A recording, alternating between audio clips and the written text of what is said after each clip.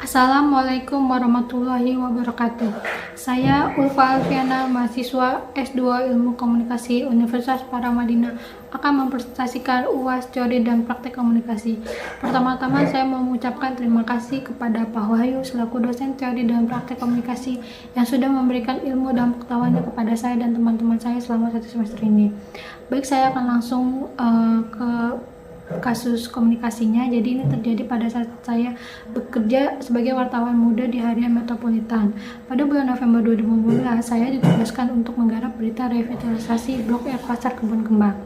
Berita ini sebenarnya sudah lebih dahulu digarap teman wartawan saya di kantor, tapi kemudian berita ini dialihkan redaktur kepada saya dan harus saya garap setiap hari. Saya menggarap berita ini sekitar 3 bulan, dari bulan November 2015 sampai Januari 2016, tepatnya sebelum saya resign dari Harian Metropolitan. Berita revitalisasi Blok F Pasar Kebun Kembang ini digarap Harian Metropolitan dari 2015 setelah ada rencana revitalisasi Blok F dari pemerintah Kota Bogor. Revitalisasi pasar tradisional merupakan salah satu program prioritas Wali Kota Bogor Bima Arya periode 2014 sampai 2019. Berita ini terus menjadi berita garapan yang diturunkan ke setiap wartawan di Harian Metropolitan. Berita ini selesai digarap bersama dengan selesainya revitalisasi Blok F Pasar Kebun Kembang pada 2021. Pada saat saya melanjutkan pemberitaan revitalisasi Blok F Pasar Kebun Kembang ini, arah pemberitaan dari redaktur saya lebih menekankan pada proses pengerjaan kerangka acuan kerja atau KAK yang belum rampung, mengakomodir respon dan keinginan dari paguyuban Pasar Kebun Kembang, serta meminta tanggapan dari beberapa narasumber yang berkompeten. Ada beberapa list narasumber berita revitalisasi Blok F selama saya mengerjakan berita ini sekitar 3 bulan, yaitu Wali Kota dan Wakil Wali Kota Bogor, pejabat pemerintah Kota Bogor yaitu Sekretaris Daerah Kota Bogor, Direktur Perumda Pasar Pakuan Jaya, Paguyuban Pedagang Pasar Kebun Kembang, Ketua Komisi BDPRD Kota Bogor, pengamat dan pakar, Badan Pengawas Perumda Pasar, Ketua PMI Kota Bogor, dan Ketua MUI Kota Bogor. Saya akan lanjut kepada pembahasan teorinya. Teori agenda setting pertama kali dikemukakan oleh Maxwell Maxcom dan Donald Shaw pada tahun 1972 dalam studi klasik mereka tentang pemilihan presiden di Chapel Hill, North Carolina. Teori ini berfokus pada gagasan bahwa media tidak hanya melaporkan fakta, tetapi juga memainkan peran kunci dalam menentukan isu-isu mana yang dianggap penting oleh masyarakat. Dengan kata lain, media memiliki kekuatan untuk mengatur agenda publik dengan memprioritaskan isu-isu tertentu di atas yang lain. Seiring berjalannya waktu, agenda media membentuk agenda publik. Kemampuan media yang kuat untuk membentuk persepsi kita tentang realitas inilah yang disebut sebagai agenda setting.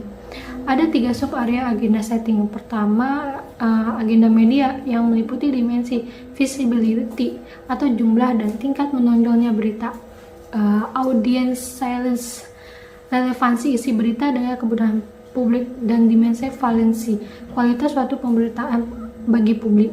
Kedua, agenda publik meliputi dimensi familiarity, derajat kesadaran publik dengan topik tertentu, dimensi personal silence, relevansi kepentingan individu dengan ciri pribadi, dan dimensi favorability, pertimbangan senang atau tidak akan topik berita. Yang ketiga adalah agenda kebijakan, meliputi dimensi support, yaitu kegiatan menyenangkan publik pada suatu berita tertentu, dimensi likelihood of action, kemungkinan pemerintah melaksanakan apa yang diibaratkan publik, dan dimensi freedom of action, kegiatan yang memungkinkan yang mungkin dilakukan pemerintah. Jadi di analisis agenda medianya dari 7 berita revitalisasi Blok F Pasar Kebun Kembang yang saya tulis dan terbit secara cetak maupun online ini sudah memenuhi prinsip jurnalistik, yaitu objektivitas, akurasi, dan keseimbangan, serta masuk dalam teori agenda setting. Pada berita revitalisasi Blok F ini, media Harian Metropolitan melihat proses KK berjalan lambat, padahal penyelesaian KK ini sangat penting bagi revitalisasi Blok F. Revitalisasi pasar tidak akan bisa berjalan jika KK belum diselesaikan. Tak pada 2 judul berikut Harian Metropolitan mengangkat judul ini, yaitu KK Blok F terlunta-lunta dan soal KK Blok F direksi banyak ragunya.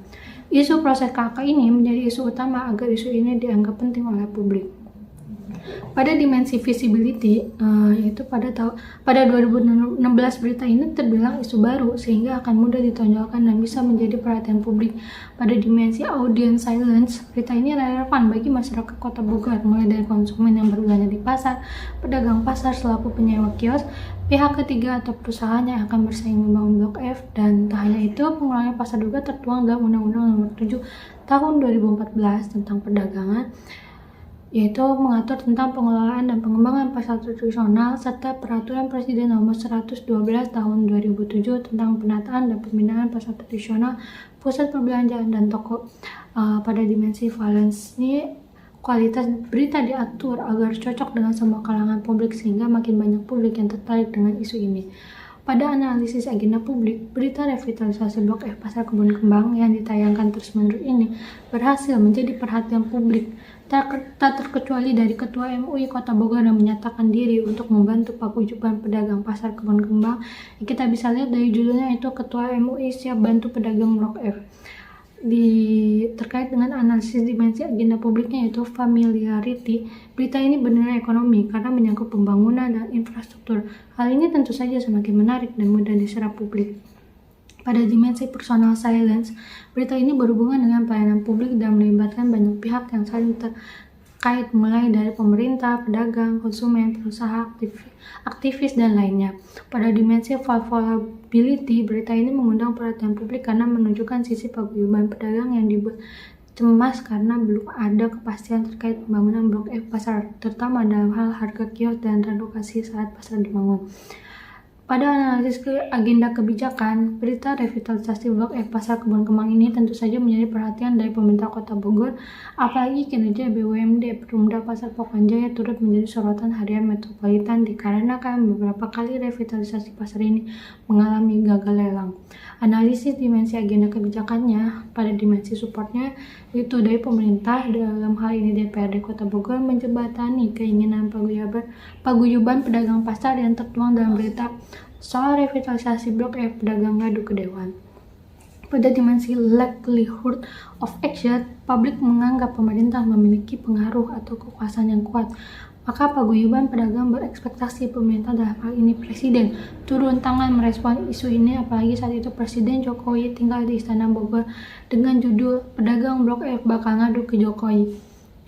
Pada dimensi freedom of action-nya, Sekretaris Daerah Sekda Kota Bogor selaku pejabat PNS tertinggi mendesak Perumda Pasar Pokan Jaya agar lebih selektif dalam memilih pihak ketiga, dengan judul beritanya Rombak Blok F, Sekda Pelototi Bos Pasar. Sekian presentasi dan analisis saya pada kasus komunikasi yang menjadi pengalaman saya sendiri terkait berita revitalisasi pasar Blok F. Kurang lebihnya saya memohon maaf. Terima kasih banyak dan Assalamualaikum warahmatullahi wabarakatuh.